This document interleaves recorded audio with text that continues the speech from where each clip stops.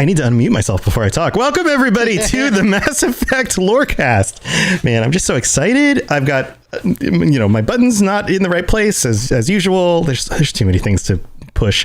But welcome back to the Mass Effect Lorecast. This is the podcast where we discuss the lore of Mass Effect and the new game, the new Legendary Edition that came out. And we will be having a conversation today with our, get this, Tier 4 patrons, because this is our first patron episode. This is super cool. I am Tom, or Robots, your host, and I am with Sam, or N7 Legend, as usual. Sam, how excited are you to be talking with our first two Tier 4 patrons? So I kind of talked with Tom about this before we ever launched a Patreon. And in the back of my mind, like meeting the community and meeting, some other huge Mass Effect fans was the operative reason why I wanted to start the patron chat. Dude, that's like the Patreon, rather. Absolutely. That is why I started doing podcasts in general at all. Like, that's why I started with the Fallout Lorecast and have now expanded to these other games, is because the community is awesome. Like, these are the people that I wish lived nearby me, they could come over and nerd out and play games and hang out and, whatever. But they're on the internet. And so that's the place to go to find them. And let me introduce our first two Tier 4 patrons, who I happen to know because they've helped support the other shows, and they're now friends of mine. We have Kather and Toasty. Let's just introduce each of you one at a time, though, so you can talk. Kather, say hi. How's it going? Hi. Hi. Kather. I always say the same thing. Hi. Kather has been a supporter of the Cyberpunk Lorecast for months now, and we hang out once a month in order to geek out about Cyberpunk. So why not also Mass Effect? I was there for the very first Patreon there for Cyberpunk too. You were like the OG Tier 4 patron. It was just you and me for a little while. Toasty was right after. Yeah, then Toasty came along, and then this time things actually. The first two. They were the first two, and this time things flipped it this time. Flipped because Toasty was the first one to sign up, and he was like, "Oh crap, I hope somebody else signs up too." And then of course Kather did. But Toasty, how's it going? Welcome. Hello. I know y'all have never seen us before. The twins are back. We've taken over another podcast. They're just going to consume all the podcasts. So today we are still, I'm sure most of you, although I know some people have actually made it all the way through all three games in the Legendary Edition, which is insanity to me. That is some intensive gameplay happening. But most of you guys are probably still working your way through the games. We are going to be talking about the things that we like and the things that we may not like as much about the Legendary Edition of Mass Effect 1, 2, and 3. So why don't we go ahead and kick this off? I want to pass this off to our patrons, because this is why we do these patron episodes, is to give you guys a voice, to let you talk with the community and share your thoughts and feelings. Let's start with the bad news, and then we'll get to the good news. Tell me a little bit about your experiences with the game so far, and how much you've been able to play, and what are some of your I wish this was better takeaways. Who would like to start, Kather or Toasty? Kather? I will gladly start, because I am actually playing my yearly Mass Effect play actually early. I usually don't play it until N7 day. N7 day. So I'm actually glad about this, because I get to play a new version technically, because it's my game of the year right now. That is high praise. That is very high praise, especially for a game that's now 13, 14 years old. Oh yes, because technically I'd never really played a really good version of Mass Effect 1. Because it felt a little janky and stuff. Yeah. And the graphics aren't that good. Right. It's really old, so how far are you into Mass Effect 1 with your yearly playthrough? Right now I literally am on the mission. It begins the planet with E. I just finished cleaning up that syndicate. The woman has to go kill her two partners. I just literally finished that, and I'm now on another planet. I'd have to look it up, but it begins. It wouldn't happen to be Elatania, would it? Yes. The green Earth looking planet with the mountains. I'm in the Mako right now. Literally just landed. I could not. I wanted to say Etania. I didn't know Elatania. But yeah, I literally just landed on that. I'm about to do the mission there, and then I'm gonna go clear up Garrison. Garrus. How do you say Garrus is? Is it Garrus? Garrus. Like, I don't know. Garrus is. Yeah. Garrus is. Yeah. Garrus is. Kind of loyalty mission, and then I'm going to do Rex's a loyalty mission. Then I'm going to go do the 2 planets, and then I'll do whatever's like that. And then that's about where I'm at. Because I have not done the planets. My Shepherd is like level 19. Okay. I literally have a screenshot of it somewhere. Yeah. That's good. That's okay. That's a good sense of how far you are. There's only one problem I have with it. It's just because I've been conditioned so much with other games, I automatically think the reload, and I'll hit square, and it just throws a grenade out into the void. Yes. Oh my god, dude. It's like just because I can't remember because it's been a year since I played like the thing, but isn't like that the reload button in Mass Effect 1? Because didn't you? It was in Mass Effect 2, and that kept messing me up too. Yeah, like I always mix them all up because my memory is not that good, so that's why I played every year, so I remember everything about Mass Effect. Yeah, on PC with a mouse and keyboard, I always want to use Shift for run, but it's spacebar, which is super weird. It's X on here, and I'll push L3. Go down, but then I crouch, and I'm like, no, I want to run. No, don't crouch. Yeah. So I'll get killed. Right. It'll happen sometimes because I'm trying to get behind cover. Like, I got killed where, like, Liara, the Krogan, showed up, and I tried running back to get behind some of the elevator kind of support legs, the 3 triangles, and I got killed a couple times because I kept crouching. Right. So other than the layout of the buttons, you feel like this is a good upgrade compared to your other experiences? It's like a brand new game to me and stuff. Just because I can play all the DLC, because I couldn't play DLC for like the first 2. Like Zahid and Sasumi. I don't know if that's how you pronounce her name. I can't remember how. The hooded girl, like you never see her face. She has like the little tattoo right here. Sahumi, is that how you pronounce it, or is it Tasumi? I believe it's Kasumi. Kasumi and Zahid. N7's going to know the ins and outs of all of this stuff. He's the guy to answer your questions. Killing me right now. He's just like, I believe this. You were on this planet, sir. Yeah. He's like he leans in, so you know it's coming. He's you know the one with the red walls. Oh, that would be this location on this planet. You wouldn't have to be on map grid number E5, would you? I played the game a lot. I believe it probably too much. Now I feel like I don't play it enough. I feel like I'm not. I need to play it more now, maybe twice a year. No, be happy because this means you have a life. I don't.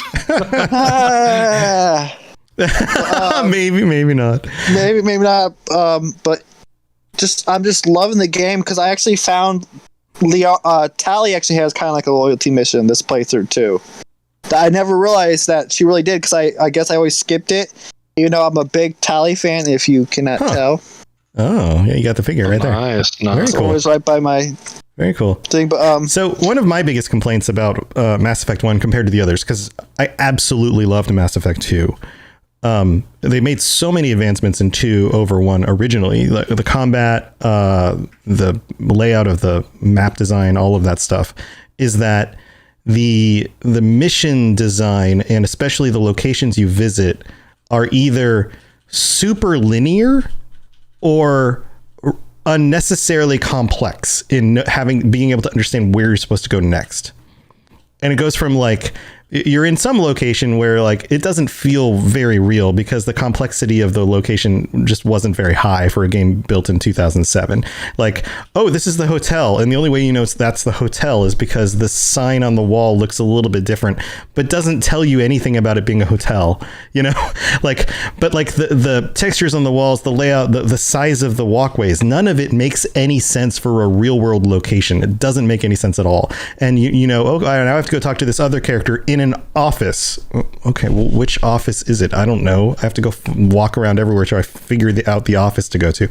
Like that stuff I find very, very daunting. But then, and this is a specific, like this is the mission I most recently played through in Mass Effect 1, where you're on the planet where you where they're doing like the bio research and stuff, and then you have to go track down somebody, and then I don't want to get too specific for anybody because we're not specifically focusing on spoilers this episode, but you end up in the Mako, and then you're basically driving down a very straight path.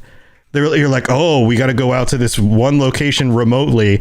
It's going to be tough to get there. And then it's like, that's the only place you can go. There's nowhere else to even, like, you're basically just going down a straight path or you're falling off a cliff. That's it. And the blizzard isn't even that bad. Right. And the blizzard is not that bad. On the roads, but it's not even that bad. Right. This is classic game design, right? Where it's just like they'd only had so many resources to build a certain part of a section of a game. And so that's just what you did. And it doesn't feel very real, but you just, and obviously that didn't change. The textures are better, the graphics are better, but the layout of the design of the things is still 2007. But for a game that's built in 2007, if that's my only real complaint, that's not that bad. My other complaint with that is like Shepard can only run for the distance of about 20 feet until he's out of breath. And then he can't run anymore. And I'm like, you're asking me to go back and forth in this location, but I can't run. And I did want to share, I don't want to take up too much of your time, Kather, because I definitely want you to be able to chime in on some of these thoughts. But I did find a solution to that. Being that I'm a PC, I can enable console and I can make the game run at like 2 or 10 times speed. So I can just like walk over to like the next building, and it saves me so much time. I am absolutely, with that option, I am absolutely loving it now, because it doesn't matter that something's on a illogical place in the location. I can just zip around the whole place in like 2 seconds and find where I need to go next, and then continue my freaking conversation. And the whole game is so much better at 10 times speed. And then I just lower it to regular speed again, have a conversation. It's so good, guys. This game is so good. Anyway, sorry, Kather. What do you think about that stuff? Oh yes, the walking, like for being a. Okay, he's in armor maybe, but then when he's on the ship, he should be able to run faster. But that fatigue bar is like, I am a badass soldier. Yeah, you are one of the elite soldiers in the entire galaxy. 7. Yes. And then in the second game, you came back from the dead, but you get upgrades. So but you're the you can only kind of jaunt. You can kind of do this like little jog for about 20 feet. And I'm like, I'm in better shape than Shepard is. Yeah. Jeez. Like maybe right. The 7 stands for 7 seconds of running time. 7 seconds of running time. Yeah, that's it. Odd. Yeah. He's so smart is what it is, that all the blood goes to his brain. And so none of it is good for his limbs. That's what it is. Well, which brain? His human brain. You know what? No. Well, I guess it depends on the scenario you're in the moment. Yeah, but another thing I love, did they change the sounds of the weapons in Mass Effect 1, right? I don't know for sure. Sam, I feel like they. You know, I'm pretty sure they did. Because they sound slightly. I don't know how to, but I can't remember because I haven't played that one. But they sounded different, so I'm like, I like the sounds and stuff of the game too. Mm-hmm. Yeah, I don't know for sure, but maybe they did. They sounded similar enough that I didn't notice. Yeah. But then again, it's been a long time since I played the first one. But so you like, other than those little details, which can be fixed by, and Buddy Destiny in chat says kind of sounds like cheating. Yeah, it's a little bit like cheating, but I'm not using it to beat like. You should suffer with the rest of us on the console that have the wall. I'm not using it to like beat enemies, to like run circles around enemies or anything. I'm just using it to reduce the amount of time it takes me to get from like one conversation to the next conversation. That's all I'm doing. So it's not really cheating. It's just saving me some time. Oh, my power's low. What do you think, Toasty? What do you think? Okay. So I'm obviously not quite as experienced because I think I played like 1 and 2 like maybe twice before this. So I'm still like pretty new to everything. But I mean, for one, I appreciate Sam for mentioning this. Like, I don't know if there's 2 episodes, the last episode where I think it was whenever y'all did the review or whatever yourselves.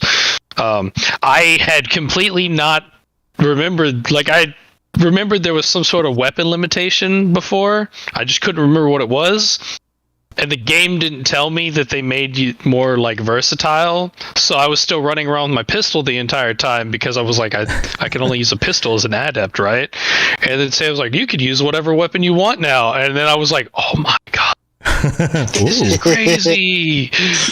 So now you're just sniping fools, huh? Pretty much. I mean, sniper's just so good. And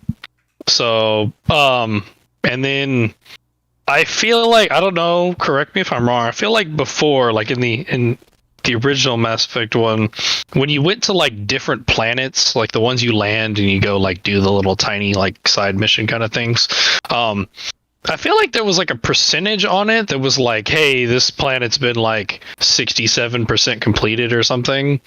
That's Effect 2 when you're scanning and Mass stuff. Effect 2? Mm-hmm. Okay. I felt like that was in Mass Effect 1 before, but maybe not.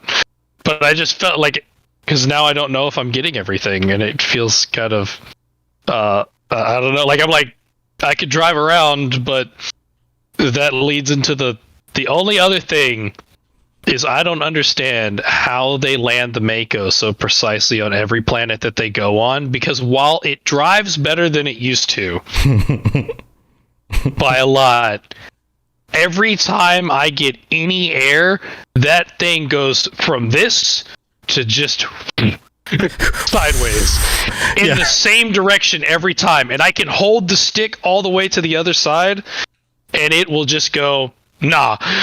And like I just don't know why it just doesn't want to like land straight. And I'm also wondering for myself how I drove that thing around in the original one with how the topography is on these planets and whatnot, because like I have enough trouble doing it now. Well, you're an old man now. Okay. Okay. I guess. Says a way older man. Am I like the youngest person in this conversation? I'm pretty sure I am. 27, 28, I think. I'm 23. You're like, I don't know. Oh, wow. I'm 23. Yeah, that's it. Okay. 23. That's the age where you just can't play games good anymore. That's 23. It's all downhill. I can't imagine what a nightmare. Did we ever play good though? Did we ever play good games? I mean, I was never no pro. My mom didn't let me play enough video games to be good at video games. Yeah, there you go. So there you go. But I mean, other than that, like the game's just great. Like, yeah, so good. Yeah, I kind of wanted to piggyback on. Nobody likes it when you're 23. Anyway, I'm sorry, good quote. Good quote, Buddy Destiny. All right, sorry, go ahead, Sam. Amazing lyrics. You have great music taste there, Buddy Destiny. But I did want to piggyback on what Toasty said about the lack of a percentage explored type of thing. That has been such a pain in the ass for me, like, reliving Mass Effect 1. I forgot, because I'm such a completionist, that I like to go and do every single thing on every single world, right? But I don't know if I've reached everything, because I have to go back to each solar system, look through each planet, and be like, do I actually remember going to this planet? And sometimes I can't remember whether or not I did it, so I'll have to land on that planet, and then once I've landed, gone through 3 or 4 loading screens, then I'm like, okay, looks like the whole map is filled out, so right, and that's about it. And like, I've had to do that with 3 or 4 different planets, and it's just a huge hassle and a waste of time. It kind of feels like that would have been an easy UI upgrade to do for the developers, but they didn't do it, so that's a big thorn in my side. But like I don't maybe they're listening. remember. This might be something that they add in. It would be really nice. Is like, because whenever you decide, because that's how I've always played these games, is like I'll go to every planet before I do any of the story stuff, like, because I just want to do all that stuff and like get it all done. But like, you don't, I mean, unless you're like digging in to sit down for like a while, you don't have time to do that in one sitting. And so, I'll explore like maybe like, 3 or 4 different like solar systems or something in like a sitting. and then like I log back in later, and then like I go through some other ones, and then like 6 days later when I finally get it back out, I'm like, wait, did I go to this nebula yet? Yeah. Did I? I don't remember. So I've been mainlining the main story quests on this playthrough because I want to get through, because we do a lore show, and I want to get through a lot of the story stuff that I don't remember from 12 years ago when I played it. And I'm very surprised by not doing that, how quickly you level up. And this is before I even figured out the whole console thing that makes you run around faster. Like even in just kind of like manually getting through the story bits and then playing through and listening to the characters and talking to them. And then like even in just like sections of the game where you have 30 minutes of no combat, or you're just talking to different people, you're deciding who you're going to talk to, you're deciding what decisions you're going to go make. Like there are times that I level and I don't even realize that I leveled.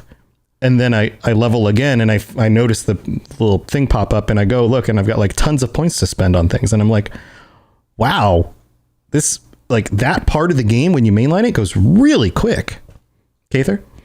Can you guys hear me okay right now? I had to switch to yeah, you're my good. phone's about that. Yeah.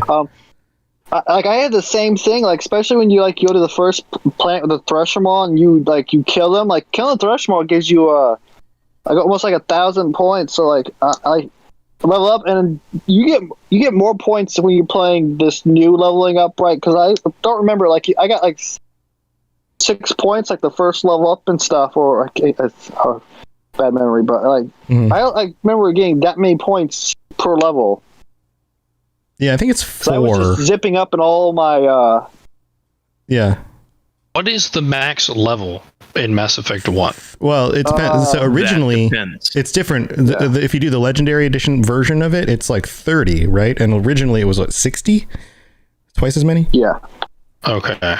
Yeah. In the original one, it was damn near impossible to get to 60 through one playthrough. You'd have to do Game Plus. I mean, you'd be kind of lucky to get to 30. Actually, I think it capped you out at 30 on your first playthrough. And then if you did New Game Plus, then it's the level range is 30 to 60. But even then, you're like lucky to get to 60 on the second playthrough. You'd have to do really everything. Hard. It's really hard to get to 60, even if you do everything. Yeah. Well, like I mean, as far as like story, I like just got Liara. Like I haven't done anything in story, pretty much just all side stuff, and I'm fairly certain that I'm like level 23 already. Yeah, like it's ridiculous. Yeah, it goes quick. I have maxed out Singularity, maxed out Warp, maxed out Spectre. Like nearly everything's maxed out, and it's ridiculous. And I'm like, what? Are you supposed to level up this fast? Yeah, like, it feels really fast with the new setup, which I think is fine, because I've always approached Mass Effect 1 as like the one I have to get through before I can get to 2 and 3, because those are the ones I really want to get to. Not that the content's bad, it's just I feel like the more interesting stuff happens in those two games. Mass Effect 1 is kind of a foundation for the really interesting things that happen in the second and third game.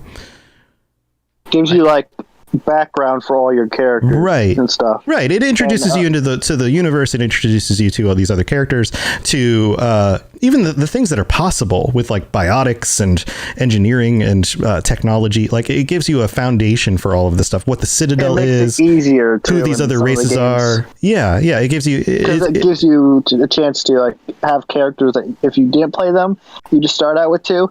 They're not going to be in the whole series because they're dead. Yeah. Yeah. Where? So I have a question. This may be another thing that I don't like. Who knows? Is there like a lock-on mechanic at all? I don't think so. No. Not as far as I know. No. Well, I wish there was, because I like never land biotic abilities ever. Like I'll be on them and like I'll like miss them. Like it'll be like that close. But then I'll just hit a box. For your squad mates. For me, I don't really care about my squad mates. They don't do anything anyways. So. But that's because AI, at least for me, my squad mates always hit even if the person moves, they'll always hit me. No, for you, like I mostly miss unless I have when they're upgraded because they get more range. I don't really care about my squad mates, like, except for like their story, and if they can take off aggro on me when I need to heal. That's pretty much all that they're there for. Well, that's part of what I did with my. You guys are. Sorry, go ahead, Sam. Okay. I was going to say both of you guys are playing on console, right? Yes. No, so PC. I'm a PC player. Oh, you're not PC. Okay, so maybe you'll have different experiences here. When it comes to the combat, we were talking about that and the usage of skills. And do you witness any like weirdness about the sensitivity and aiming? It feels like it slows down and speeds up at random intervals for me. And I'm playing on Xbox. When you're talking about slowing down, like when you mean that you're going in to use your ability or you're coming out, because I thought it automatically paused. When you're aiming down, when you're moving your targets, when you're panning the screen. Sometimes it feels like it moves faster and sometimes it moves slower. And it's not the difference between like zooming in and not zooming in or running and not running. It's just sometimes you could just be standing there and want to pan to your right to aim at something else. And it feels like it goes faster or slower. Like it doesn't feel consistent. Actually, I just realized that right now it does it sometimes because I'm wiggling my character back and forth and it just doing slowed it down for I just did it for a little bit. Like when you go back and forth real quick, like I'm doing right now, sometimes it does do that, especially when you're doing it real quick. Like So I noticed it too, and I'm on PC, and so I'm looking around with a mouse, and like anybody with a gaming mouse knows they have these mice with different like DPI settings. So if you set the setting up real high, it moves real fast, and if you set the setting low, you have to move your arm more, and so I expect to have to turn down the DPI that I use on Windows, which is just very light to what I use when I'm aiming in a shooter. But even then, it felt too responsive. And I had to play with... I was confused by this because I wasn't sure if it was the camera sensitivity or if it was the aiming sensitivity that made it feel odd. And so I went back a few times and had to mess with those two different bars. And then I would get it feeling right. And then I would boot the game up again and hadn't changed the settings. And then all of a sudden it felt too slow with the same settings. And I was like, is something changing here? Sam, have you experienced that too? But with the controller? Yeah, definitely. It feels like they tried to institute a dynamic aiming system similar to what if anyone listening has played the new Call of Duty Modern Warfare, they have a dynamic aiming system, and it kind of feels like they tried to institute that, but it didn't really work. It might be based on the weight of the weapon that you're carrying, which could be like one of those invisible stats. It's a stat that exists in the game, but it doesn't show you that stat. And I have experienced exactly that, and that's kind of why I brought up that topic. It's because I think that's one of the things that I'm unhappy with. It feels like when you combine the weirdness and the sensitivity and the aiming, and you combine that with the fact that every time you want to use an ability, you have to pause the game completely through the weapon wheel. Yeah. And I mean, you don't have to. You can double tap you can map them and double tap it. But even then, you're really only mapping one power, at least on console. And if you want to use your squad mates' abilities, if you don't have them on active, it just slows down the whole pace of combat. Yeah, I've been going back and forth. So like, I feel like the game feels better on controller for everything except combat. So I've been like, because I guess just I don't have to do any crazy stuff. Like I can pick up my controller and move the stick and it's registering my controller. I can do everything there, and I can put it down and go to my keyboard and I'll register my keyboard. So I've been just doing everything with my controller, and then when I get into combat, just so that I can have like better versatility rather than having to like, because I don't have to stop things. I can actually just, because I can hotkey the abilities and stuff to different numbers, and then just be like, so I could just press 1 and use my warp ability rather than having to go into the menu and everything like that. And right. I was like, that just feels better. Plus I don't have to like be like, what do I want to use? Like I know what's there and I can just use it, and bam. It makes it feel more dynamic for the combat at least. Right. Right. I remember, I think Sam's mentioned that before, of how combat felt a little like weird sometimes, where it just slows down to nothing while you're trying to figure it out. Yeah. I like to ask Sam a question. I had to remake one of my characters because I kind of screwed up when I was going to save. I accidentally deleted. I'm playing two characters. I actually deleted my main character, like the one I'm playing now. And when I was remaking it, it actually gave me the option to add I was being a Vanguard, and it gave me an option to add decryption into it. And I was wondering, I don't remember it doing that until you actually beaten the game and could add something, but it let me add decryption into my character for some reason. Yeah, I think that's a new game plus thing. I haven't beat the game though. Is it? Oh, you know what could have happened?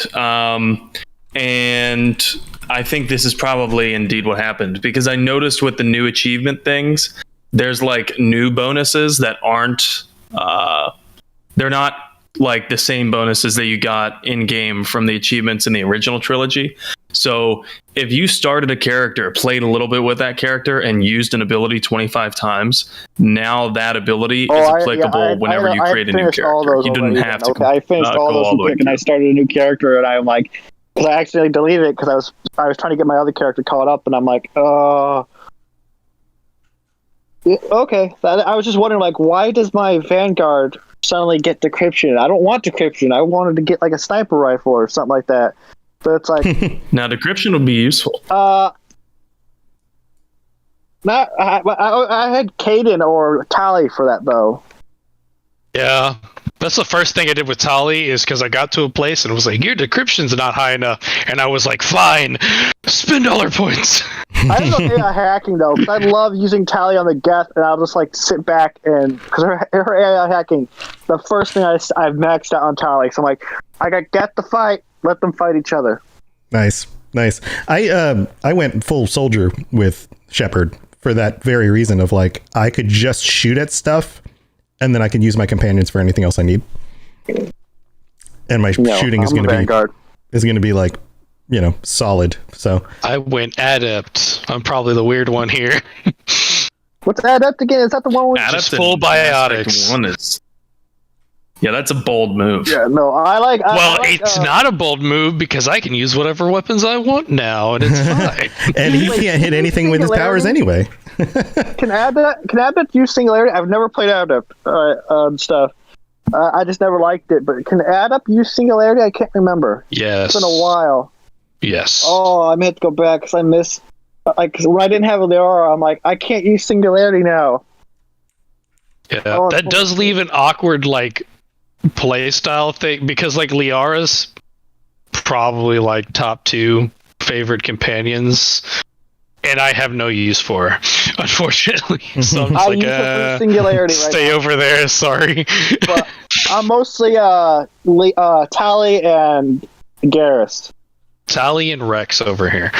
Yeah, Tally, Garrus, my squad. I switch them out, but when I know I'm going to have open. Well, you don't really have open areas in Mass Effect 1 for most of parts of the game. There's like cause any of the. Well, I'm going to plant right now, so there's always outposts. It's a lot of hallways. So Garrus is not very good in this because I want someone with a shotgun because there's like the mazes inside the bases.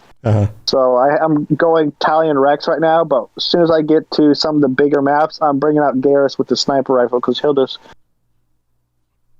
take those guys out. Nice.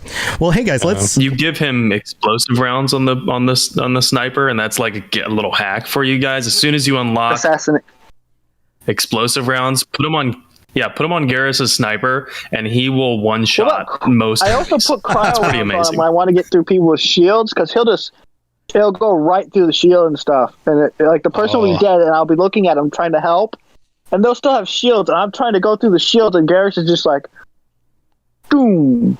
I wish there was an easier way to remember what I put on my guns, because honestly I can't remember, because I equip all my guns to be like, okay, this gun is for this and this gun is for this, and so I think my pistol is my best option when it comes to like synthetics and robots. I can't remember, to be honest, and then just shotguns all about shield bypass just to destroy them instantly. My sniper shield bypass. I have no idea. The sniper just one shots everything, so I don't really care. So let's transition to things that you particularly like. Like what what is Legendary Edition doing and has added to the game that you find is notable, is particularly notable? It looks Yeah, awesome. besides graphics. I mean, you can talk about the graphics. Like we can talk about that. We can talk about photo mode. I haven't you guys- done photo mode. have you that used photo much. mode? I've used photo mode one time just to take a screenshot of like, this is my new shepherd, and then I was just who cares? I use photo. I have not what? taken any. Okay, so I have not taken any photos. I have used photo mode, but I have to look at every single character. It's like as soon as I meet a new character, I will pause it, go to photo mode, and I will spend probably about 5-10 minutes just looking at them. Not pervy, because I looked at Gino Anderson. I looked at all of the characters. The only one I missed is I haven't got a really good chance to look at Saren because it's cutscene. Right. I haven't really fought him. Right. And Nihilus. Is that his name? Nihilus? I'm pronouncing it right? Or Nihilus? He Nihilus. dies. Nihilus. Thank you. Love Sorry. his face. I believe it's Nihilus. No. I love his character. I wish he didn't die. I just love the way he looks. But you really don't get to look at him that well because he's only in that beginning part when you're walking up. If you get it before close enough, but you really can't look at him that well. But I love his character. One thing I just noticed when I first playing, I don't know if they, but Anderson when he's talking when you're with Nihilus. Oh, sometimes the way his eyes move, it's a little creepy. Yeah, there's a little bit of that. I like how this is not completely exclusive, although you probably couldn't have told the details on it before, but I like how like kind of creepy Udina. oh no, I'm like I can't even. No, the bad Tyrion. Saren? Is it Saren? Saren? Yeah, Yeah. Saren. I like It's a how different model. creepy he looks compared to the other ones. Like he's got that weird, like I don't know if it's like some weird cybernetic like Teeth. thing or something. Like his teeth, you can see his teeth. Where I feel like you don't see that on like other Turians, and it's like I don't know if he's part of his face is missing or something. But I like that you can see that, and it makes him even look more Yeah, even when he's intimidating. not talking. Because the only time you can see with other turns I've noticed is when they're talking sometimes. Yeah, The little I was like, bird That's people. cool. Yeah, what is that, Sam, where you do kind of see his teeth, right? Well, Saren definitely has been implanted with cybernetics, and he reveals it at one point in the game that he's been implanted with Reaper tech. I miss that. Which, I don't want to spoil anything, so I'll leave it here. But the implants start to affect him in some way, I think it looks cool. and I think so it looks that really might be what you're seeing there. Yeah. I like the original how it showed he changed over time. I know they only used his last model, but I do miss that. Talking about things that we like, I like that I can use whatever weapon I want. Keep going back to Yes. It makes it more because I don't know, I've always liked the biotics part of things. Like I was just like I played out of the 3 times I played Mass Effect, I played a Vanguard Only my 3? first time. Oh, this is my third. I straight up said that like 10 minutes ago. Yeah, he did. But so I played a Vanguard the first time, I played a Sentinel the second time, and I'm playing an Adept now. Notice a trend. Like I feel like the biotics are the coolest part, and like obviously I'm not throwing shade at anyone else's preferred play style because I feel like a soldier seems to be pretty popular. Well, I don't know. it's simpler. Yeah. It allows you to focus on first-person shooter. It allows you to focus on the shooting. Previously I never played a soldier, but this time I decided, because you do have your companions and you can build out your companions however you want. So when you're like, okay, well, I'm going to go into a map, I want to make sure that I can shoot at stuff because I can't always trust my companions to kill everybody. So I'll focus on at least shooting things. And then if I need a companion to do something other than that, I can build them out to do that. I don't know. It simplifies things in that way for me, at least Fair. when I was considering doing it that way. But you're right. It does kind of limit you on, well, do I need to I like Rex, but he's mostly a soldier like I'm not getting any other benefits if I bring him on that I don't already have with Shepard. So, but I do kind of like him having him around because I like Rex, just kind of a big guy. Well, he can use some biotics. He can use warp and the barrier. Well, I feel like the way they like designed and like opened up that aspect of the game gives you that, like that, because before I imagine you thought of, okay, this is my build. I'm good at this. I should bring along this person because they're good at this. I should bring along this person because they're good at this. But now you can just take whoever you want. Like, just take the ones you like the most, because it really doesn't it's not, you can play better now because you don't have to worry about your weapons limitations or anything like that. And it allows you to because I want to take Tali and Rex everywhere I go, so I'm taking Tali and Rex everywhere I go because I can. Mm-hmm. I don't have to worry about my limitations as much because I have more versatility now. Yeah, which I think is really cool. Yeah, that is cool. Did you guys notice the new weapon functionalities yet? Like how, for example, in the first game, the original one, all assault rifles were pretty much the same rate of fire, and they were all fully automatic. Pretty much, because the snipers, there's some that'll do the 3 shots, and then I just switched off it. But there's one that just does the 1 shot, and then there's some. Well, there's also the heating and cooling, but there's some you can just stay in scope and just kill some really powerful people, and you'll kill them before they you even get halfway through your heat sink. Mm-hmm. Yeah, some of them are made to be rapid fire, and some are just made to be 1 shot, and then you have to wait for it to cool. Right. Otherwise, you're only going to get 2 shots off. Yeah, that's a good thing to bring up because I didn't remember that being a thing from the first one, but again, it's been a long time. So I was pretty limited on my options for the times that I've played, obviously, because I was limited to pistols and shotguns, and that's it. Never anything else. So I wouldn't know about assault rifle rate of fires or anything. Yeah. But I mean, I do feel like the sniper gameplay is pretty satisfying. Yeah, it definitely is. And it's neat that everybody can actually experience it now. So we brought up the photo mode, and I know Sam's been doing some photos. Should we share some of those, Sam? Let's do it. Yeah, I'd like to. It's one of my favorite things about Legendary Edition, besides the fact that, there's the 4K HDR update of Mass Effect 1 graphics, and I just got to Mass Effect 2 and Legendary Edition. And so I feel like I can positively say that Mass Effect 1's graphics are actually better in some ways than Mass Effect 2's, because I'm not sure that they updated everything in Mass Effect 2 Legendary Edition.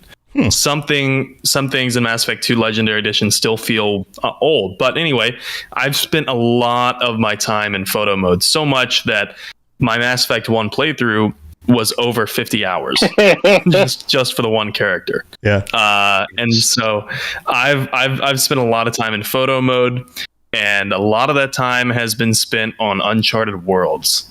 I don't know how much you guys like the Uncharted Worlds, but I like taking photos with the Mako, basically driving to really scenic locations. And sometimes there's the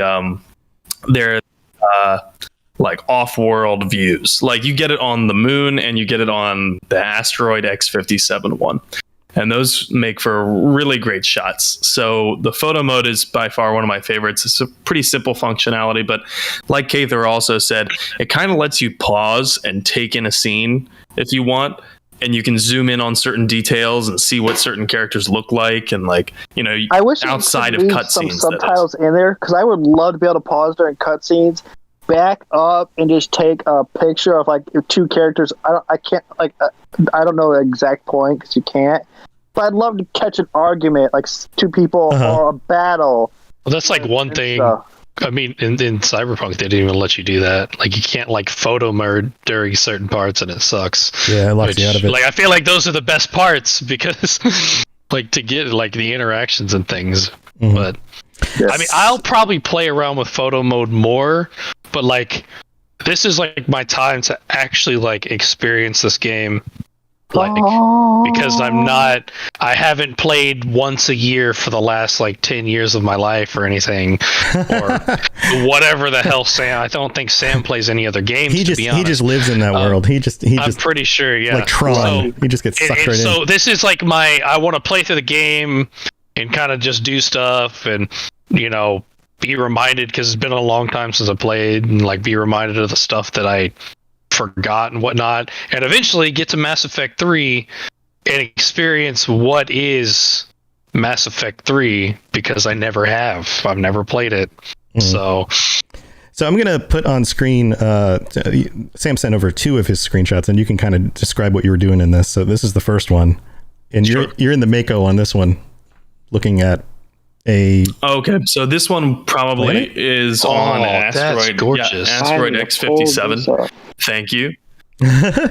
And I already like photography in my personal life and my career, so it's part of my job. But the photo mode is like, obviously I would never be able to take photos like this in real life. Can you describe it for asteroid people, X57, and it's kind of for people listening, overlooking. Beautiful. Yeah, it's so anyone who's played the Bring Down the Sky DLC in Mass Effect 1 knows that the asteroid is on a collision course with this Terra Nova, I think it's called. And it looks like Earth, astoundingly so. And the asteroid is on the way. It's literally going to collide with the planet in a matter of hours. And Shepard's job is to stop that from happening. But I decided to stop and smell the roses because I need my photos. And we got a few extra hours to go take some pictures. Me and the Mako. Exactly. And so I'm in the Mako. I probably spent 2 or 3 hours in real time driving around that planet taking photos. And that one is one of my favorites. And then the other photo that I had sent you is, I believe I was on some other Uncharted world, but I noticed that there was like a red giant star that was giving the world its light. And I needed to get a silhouette photo of Shepard standing in awe of this massive star. Elusive man. It's very elusive man, isn't it? So yeah. Shepard is the elusive man. I'd played around with it. Why does Shepard look like Samus in that picture? The armor, whatever armor that is. The silhouette looks like Samus. That's cool. Like Samus. Yeah. Got the big shoulders. So that's a deep. But yeah, those are just a couple of the photos. That collision thing is a DLC.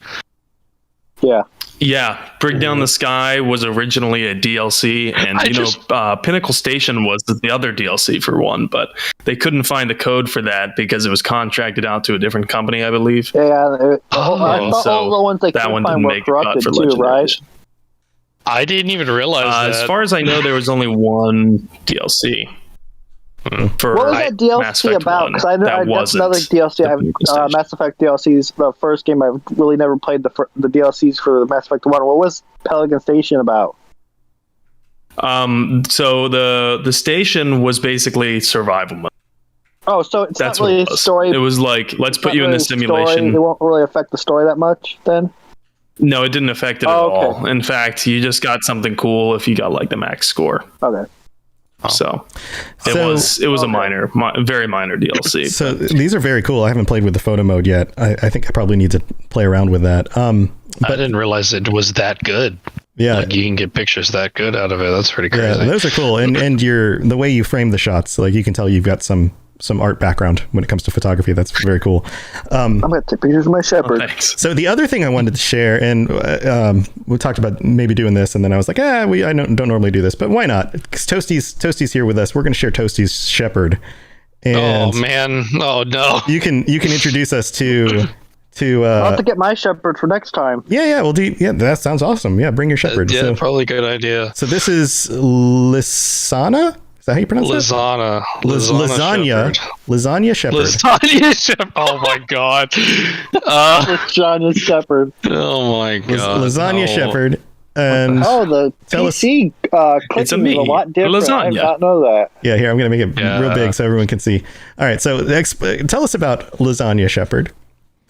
I mean, so there's not. Obviously, I've been talking a little bit about her, but so she's an adept.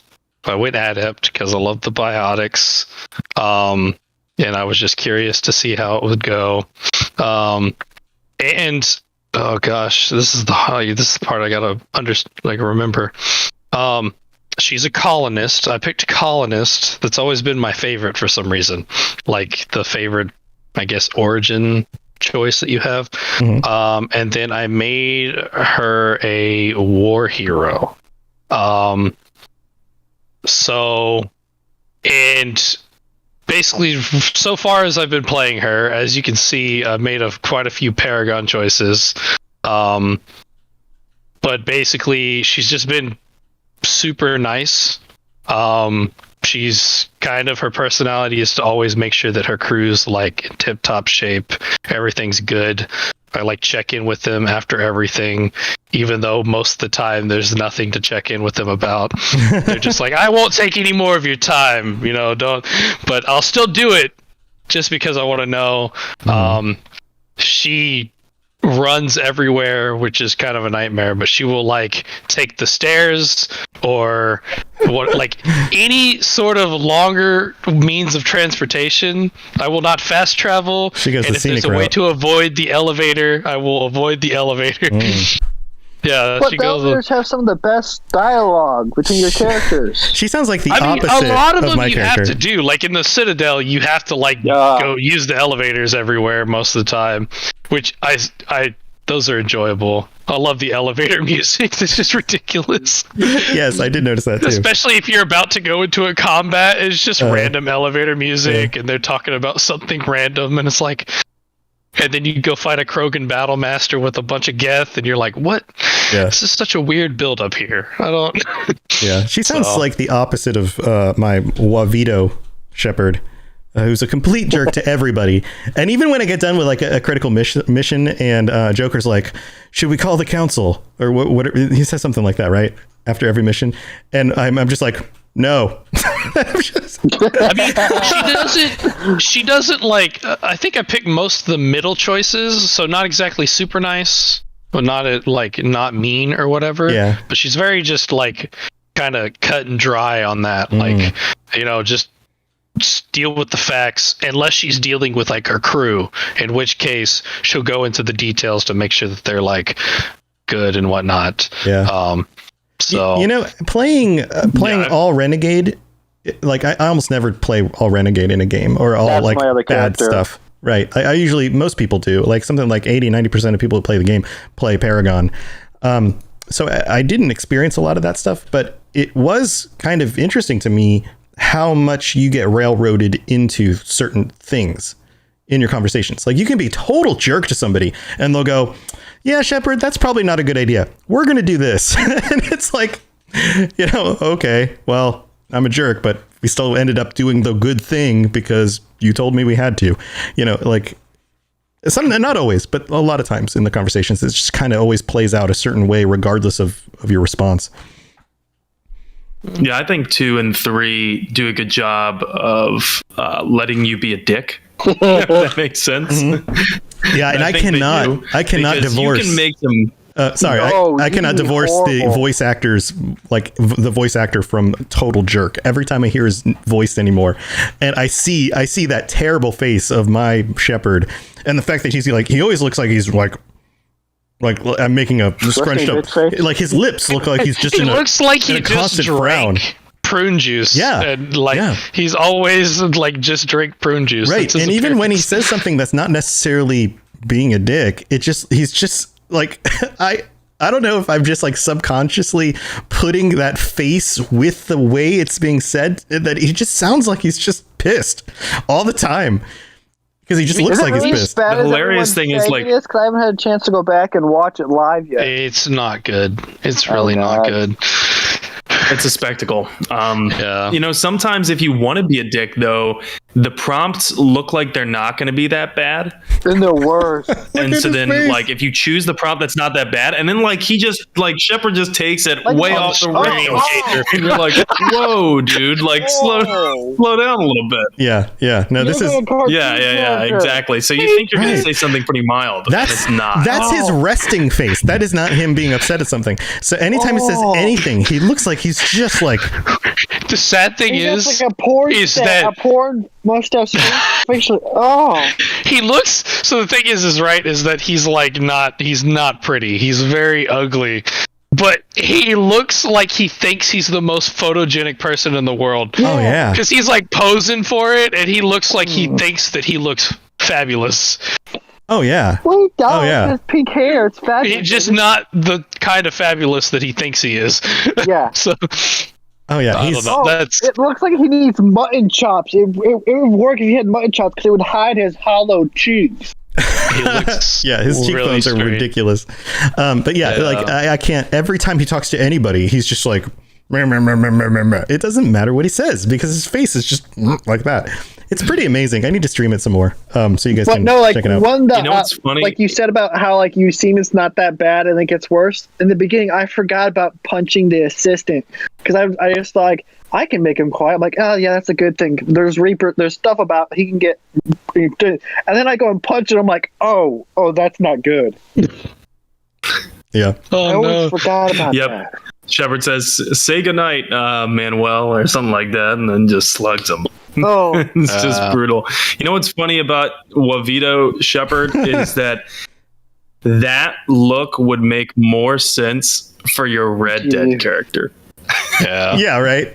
Yeah. He looks like Your Red Dead Online character would look great as. right. Which I need Well, I need to share that too. So obviously, The I lips. haven't really played a Renegade playthrough. But I've also never played a male shepherd, so sometime that'll have to be a thing. Yeah, that's why I did it this time So too. is the voice acting that good to where like you can be an asshole and it actually still they still voice act it in a way that doesn't feel like that was one of the biggest things with like Fallout 4 that people had a problem with is that you could pick bad options, but the voice actors were just way too nice in the way they presented the character that like trying to play an evil person just didn't sound like an evil person. No, he like sounds- it just sounded too nice. He sounds pissed. Like most of the things I choose, like his face totally matches it. He's just like, well, we're gonna do it my way. It's like, well, we're gonna do it my way. Like I can't even do his voice. The only interactions I've ever had with a male shepherd is I don't know if people ever watch the Gamer Poop YouTube stuff. I haven't. No. I remember those, all the Mass Effect ones that I watched for those. So, Kather? your character is going to look amazing with the you know what happens in The scars, yeah. Show? Yeah, Yeah. it's just going to look amazing with those red. Like it'll look like a tribal. Oh God. It'll go well with his face. But I've actually never played the female shepherd and stuff because I'd always could not stand not having the option of romancing my tally. Uh-huh. I always wanted the option. I didn't always do it, but I always wanted the option. See, I always played female shepherd, and so because I never really never romanced listened to the scares. male shepherd voice, now he will just always sound like a total douchebag to me because that's how he is in my playthrough. Here's my Red Dead Online character. He's like a crazy he's like the crazy old prospector. He's wearing suspenders but no shirt. Sam's throwing the lines in the chat. They're great. Well, bang. Okay. And what chat? Where's the chat? The stream chat. The So- stream chat. Yeah. So this is my crazy old prospector guy. He's pretty Oh good. my gosh. Yeah. Yeah, no. But Oh, yeah, well, guys, we're kind of getting to the end of the show. Anything else you want to say about what you've been enjoying about the Legendary Edition? We kind of I covered. love the experience all over again and new graphics, and I love being able to play the DLC that I could not have played before. Yeah. Because it's going to change the story for Mass Effect 3 when I get to the Mass Effect 2 DLC. Mm-hmm. That's cool. I have enjoyed because I know how many choices and different things that can happen and whatnot in this game. So the fact that I can play it and still really not expect anything that's going to happen or make different decisions. And I think also learning the lore from like the podcast along with it. So being able to like more understand like the game, because, you know, before it was just a game and I'm not one of the codex readers. Sorry. Like I'm not going to go through the codex. I literally click on it just to click the mark all is red and then click out. So, but Sam presents it in such like a very like interesting and like descriptive way that it's not even like a hassle. It's just like I've listened to like some of these episodes just like twice or three times at this point, just because it's like that good. It's just that good. So wow, that's high praise. Yeah, Sam's the guy who will read all the codex. Thanks for that. Multiple times. Well, I'm taking all my inspiration from you. Tom sent me one of your outlines, and I'm going to steal your outline format and use it for myself. Yeah, No, he doesn't just read all the codexes. He reads all the planet descriptions when he goes to click on a planet. Yeah, actually, I do. Yeah, I do I that. believe it for sure. I don't do that. I don't do that on stream because I know that would bore the hell out of everyone. So I don't do it when I'm on stream. If you do it in a funny voice, though. But I play a lot off stream so that I can do it. I read the codex. You probably don't even need to at I'll this do it point. as, like, You probably know all of Renegade the descriptions.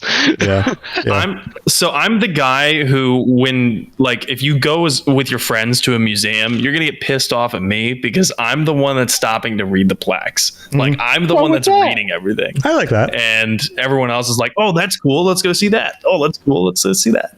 So yeah, that's me. That's cool. I would do that in a museum too, for sure. But what Toasty's talking about, Toasty, why don't we wrap up with this? Toasty, why don't you share what is it that you're prepping for? I'm prepping, and if you listen to the Cyberpunk one right before this, I'm coming up in probably a few weeks. Tom and I are going to be doing the Witcher lore cast. So we're gonna be talking about all things Witcher. So the books, the TV show, the games, we're going to be talking about all of that because it's a very extensive universe with lots of stuff. Yeah, we're excited. Have you read the comics? No. I have not. But I guess I need to. Issue, but I've read the last three, and they're really good. I liked it. The Interesting. art is very good. Nice. Yeah, we love the games. We've both. I haven't read all the books, but I've read 2 of the 5 that are in English. Is that how many there are now? 8. There's 8 8 books. now? There's 8 books. Last time I looked, it was 5 or 6. The most recent one he released in like 2013, but it's funny because that book actually chronologically takes place as the 3rd book in the series. Yeah, some of them jump around. I do remember that too. Yeah. Oh, there's the comic. Oh, very cool. Okay, well, I guess I need to read a comic now. Yeah, we got to update on some of this other stuff. The last one, I just got it. Right, but the format's going to be very similar to this show. So it's and Sam's done such a good job with these kinds of shows. We pair it up. I'm the host, and we've got and a lot of shows do this. You have the host, and then you have the topic expert, right? And the host has some experience with the thing, but the topic expert is the person who knows even more about it. And so we're doing a very similar format with this. Toasty is going to be the topic expert when it comes to The Witcher, and of course, I'm a big fan of The Witcher as well. I love what they did with the TV series. I've played through the games. Been reading some of the books. I've got more stuff to still catch up on, but it's going to be a lot of fun. We'll be launching that in a few weeks. It'll probably be on Monday nights. And so stay tuned for more information about that. I hope it's on Monday nights. I've taken off Tuesdays from work permanently now so that I don't there you go. Bed tired. It's going to be on Monday My work nights. doesn't let me take permanent nights off anymore. I have to actually ask for every last Sunday of the month off, and I'll be lucky if I get it sometimes or not. I have a nice boss, and Tuesdays are not busy, so he doesn't care. Sweet. If I asked for like permanent Saturdays off or something, he'd be like, "You're stupid," and that's never going to happen. Well, yeah, so we'll be doing that pretty soon. Toasty, how else can people get a hold of you if they want to reach out? I'm on the Discord. I'm Toasty, the one and only, I guess. Just Toasty now. Yeah, with an IE, even though I want to spell it with a Y. Yeah. So for now, just I like talking about cyberpunk stuff or whatever. Obviously, I've been kind of talking a little bit in the Mass Effect channel, which has been like popping off. It's just crazy how many people are talking in the Mass Effect channel. Well, I guess it's not that crazy. There's a Mass Effect game out that came out recently, so surprise. But and then hopefully, soon at some point, I guess we'll be adding a Witcher channel in there. Yep. In which case we'll start talking in there about stuff. Yeah, we're going to talk about like the conjunction of the spheres and all this really cool deep lore stuff. It's going to be great. And then Kather, thanks for joining also. How can people reach out? You got anything else going on? I have nothing else going on. I'm not making a podcast, but I go on 2 podcasts at least. Yeah. So yeah, like we really just got done doing the cyberpunk. So if you want to hear more of my okayish voice, I am on that. I'll be on this one with these guys whenever they have Patreon. But catch me on Discord. That's about it. Very cool. One question with Toasty. Okayish Who's your main voice. romance? Who's your main romance, Toasty? For Mass Effect. For Mass Effect, my main romance, because I've only played 1 and 2, the only one I really remember was Liara, because I think I accidentally got the romance one that I was interested in killed in Mass Effect 2 during the suicide mission. Yeah, I can't remember exactly, but I remember I was gonna romance, and then I think they died, and I was like, oh well, that's disappointing. I guess you've ruined it, because I would have probably tried to go for Tali, but I guess it's only a male only option, so yeah, I guess I'll have to go through that on a different playthrough. But I guess I can say Tali, right? Tali's my favorite. Yeah, Tali. So Tali or Liara, I guess it depends. Fair. Well, cool, man. And thanks, guys, for helping support the show. Again, everybody who helps support the show, Sam and I are very, very, very appreciative of you guys. The response that we got when we launched the Patreon was way more than we expected. Sometimes it takes a while to build this stuff up, but a lot of you guys just jumped on it right away. How many patrons do we have right now? We're at 9. I think we're at 9. Yeah. Sam, a lot. A lot. We've got 9. Millions of patrons. So we have nine patrons currently. Well, it is a lot, because Cyberpunk took a while to get up. This one's already... A lot of times things there's more take a while to options, build. I feel, in here, which, the Cyberpunk one is limited to 2 options, which kind It's true. It's true. But also, I was experimenting with this one's based around like the 5 or 6 different tiers that I use on the Fallout and the Elder Scrolls Lorecasts. Yeah. When I did the Cyberpunk one, I often like to test stuff out, so I was curious. I was like, well, would 2 options be better or not?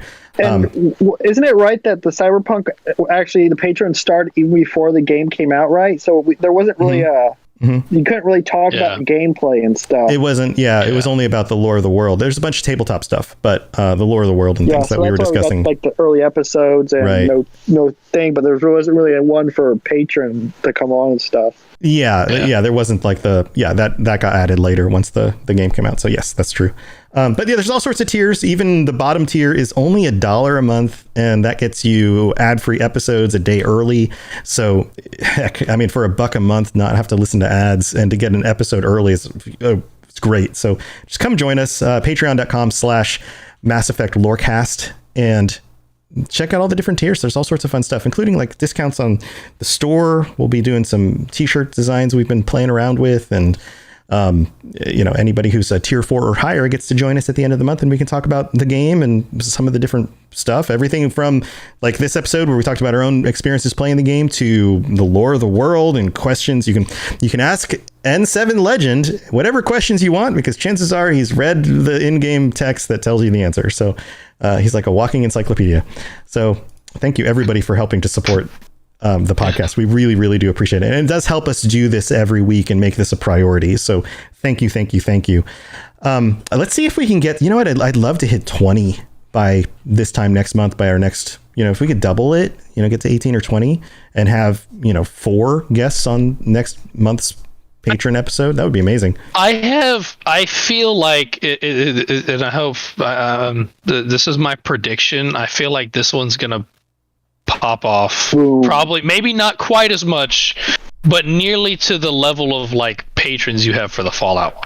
Maybe we're at 50 for Fallout, and this show. I feel like it's going to be up there. This show has grown so fast that I do a bunch of podcasts, but this is now my third most listened to podcast. This weekly. one has been super. Yeah, it's got. It like I said, very fast. Fallout's number one, and then Elder Scrolls is the second largest. Yeah. Cyberpunk was biggest right when the game came out, and then that kind of dropped again in listeners as people stopped playing the game.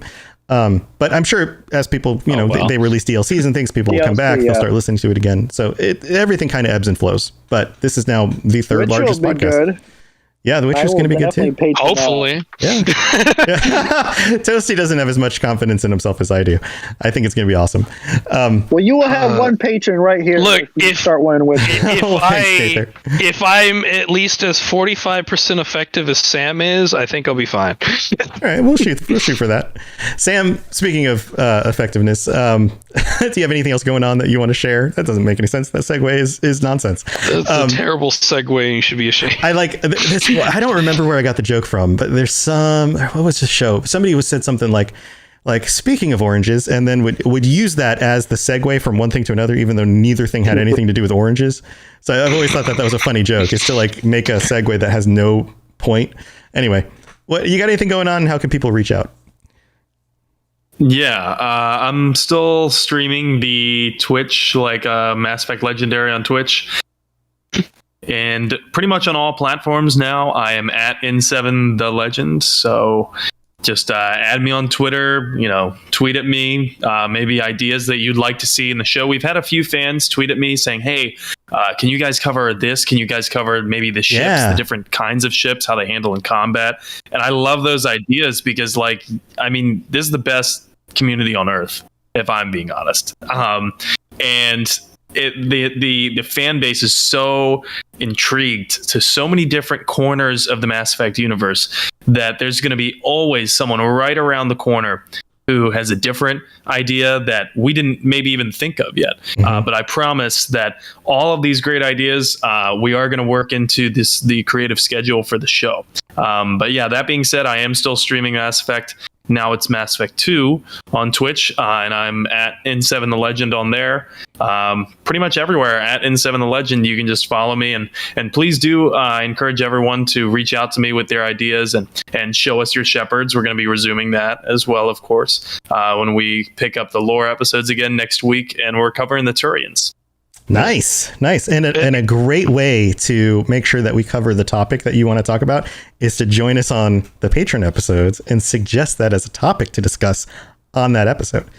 And then we can just all geek out about that stuff and pull up some info and really dive into it together. So that's a fun way to do that as well. Kather? Fair enough. This is a question for Sam. I don't know if it was fan made, but is there a Mass Effect tabletop game? I've seen some custom ones that aren't really mass produced. Okay, I didn't know there's mass produced because there was. I was going to look for it to get into it, but it's customs. Okay. Mass Effect. I've seen Mass Effect Risk. Tabletop. Yeah, Risk. Yeah, I've seen Risk. I just didn't know if there's an actual Dungeons and Dragons kind of Mass Effect. I saw it. I saw some things, but they didn't look official. So yeah. N7.world is a conversion for D&D 5th edition. Yeah, I don't know. Yeah, I feel like some of these things could be conversions or whatever. That's usually where they go. Can be converted. Yeah. But if it's good, I would look up reviews because it may be good. I mean, D&D 5e is an easy enough system to jump into. It converted for Mass Effect could work really well. Back to one thing. Oh, go ahead, Sam. Go ahead, Toasty. Go ahead. I was gonna say to come back a little bit though.